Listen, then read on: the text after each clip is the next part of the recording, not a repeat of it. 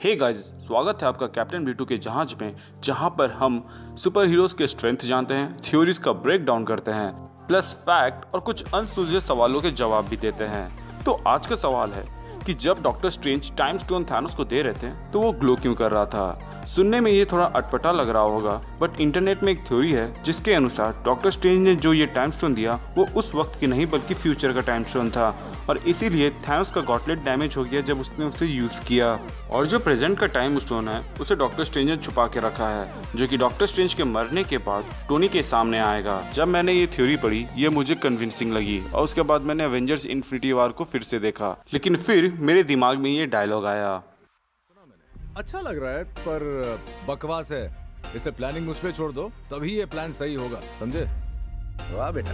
Theory में ये बात सही है कि टाइम स्टोन दूसरे समय में भी एग्जिस्ट कर सकता है, बट वो केस यहाँ पर नहीं है, क्योंकि आप लोगों को याद होगा कि जब थैनोस ने टेसरैक्ट को क्रश किया था और वो उसे उठा के अपने गॉटलेट में फिट कर रहा था, तब भी वो ग्लो कर रहा था। इसका मतलब ये हुआ कि ज़रूरी नहीं कि अगर इन्फिनिटी स्टोन्स ग्लो कर रहे हैं तो वो यूज़ में हो सकता है कि वो सिर्फ एक्टिवेटेड हो। और इसका सबसे बड़ा एग्जाम्पल एवेंजर्स इन्फिनिटी वॉर में ही दिखाया गया था, जब थैनोस टोनी स्टार्क को मारने ही वाला होता है, तब उसके गॉटलेट के चारों स्टोन्स ग्लो करते हैं, और तभी डॉक्टर स्ट्रेंज टोकते हैं और उसकी जान के लिए एक्सचेंज ऑफर देते हैं टाइम स्टोन। यहाँ पर आप साफ देख सकते हैं कि चारों के चारों इन्फिनिटी स्टोन्स ग्लो कर रहे थे क्योंकि वो एक्टिवेटेड थे। यही नहीं, जब वोंग इन्फिनिटी स्टोन्स की कहानी टोनी स्टार्क को बता रहा होता है, तब भी वहाँ पे जब डॉक्टर स्ट्रेंज इन्फिनिटी स्टोन यानी कि टाइम स्टोन को दिखाते हैं तो वो ग्लो कर रहा था। इसका मतलब वो सिर्फ एक्टिवेटेड था, यूज में नहीं। इस सीन में हम देख सकते हैं कि डॉक्टर स्ट्रेंज ने जब टाइम स्टोन को किसी और जगह से उस जगह पर वापस लाया था अपनी कोआगुलेशन पावर के बदौलत, प्लस वो हवा में टाइम स्टोन को थैनोस तक पहुंचा रहे थे।